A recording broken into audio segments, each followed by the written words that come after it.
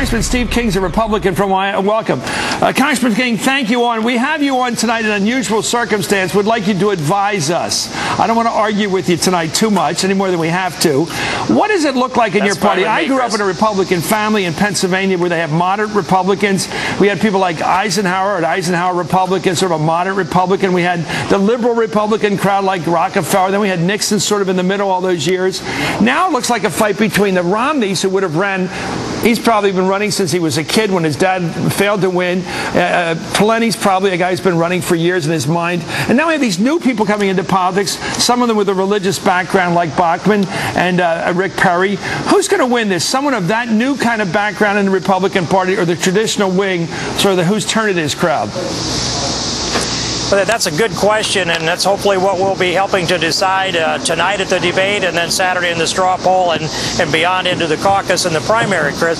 But I would say this, that one person that's left out of this equation that hasn't been much discussion about is Ron Paul, who has built a lot of organization here, and we should not underestimate the 5 years of work that he has invested in this. Aside from that, then I think what you're looking at is, will the energy that's generated by these candidates carry them through in a straw poll victory?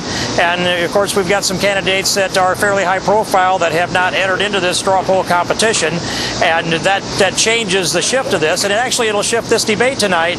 It's going to be interesting to see how candidates that aren't on the ballot at the straw poll on Saturday may feel like they've got some license to tackle some of the candidates that are looking like they might have a chance to win the straw poll ballot on Saturday. How much strategy is going into the voter who shows up? Obviously the voter who shows up in the straw poll is very activated, very much a political person. How much thinking are they putting into who can win next November?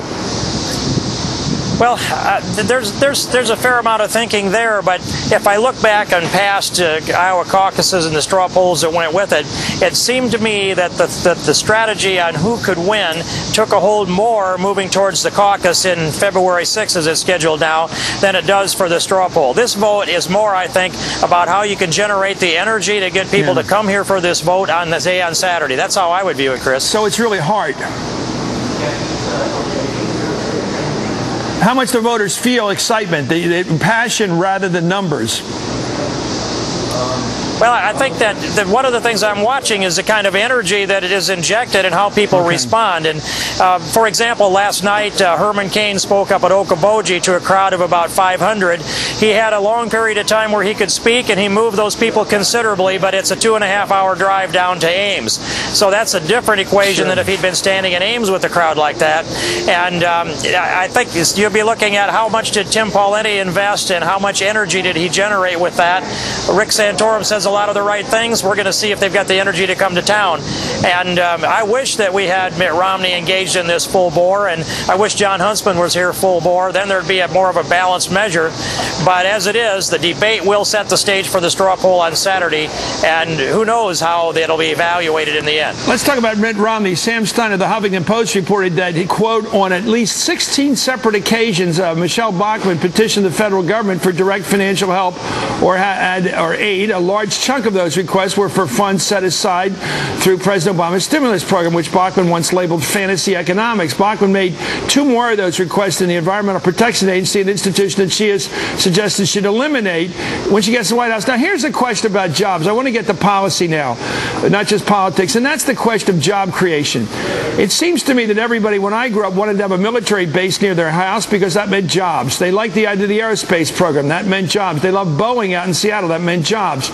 So the idea that the federal government can't create jobs doesn't seem to be questioned locally, even by people like Bachmann. They want a chunk of the action if the government's going to spend the money. Now, do federal programs like the stimulus bill that creates jobs, do they create jobs locally or not? And if so, what's the problem with doing them? Well, I hear both sides of that argument. I hear companies that say that we didn't add anybody on, but we had to change our bookkeeping to say that we did because the federal government insisted that we recategorize some of our employees because we had some stimulus money that came in under a contract that they might have been fulfilling.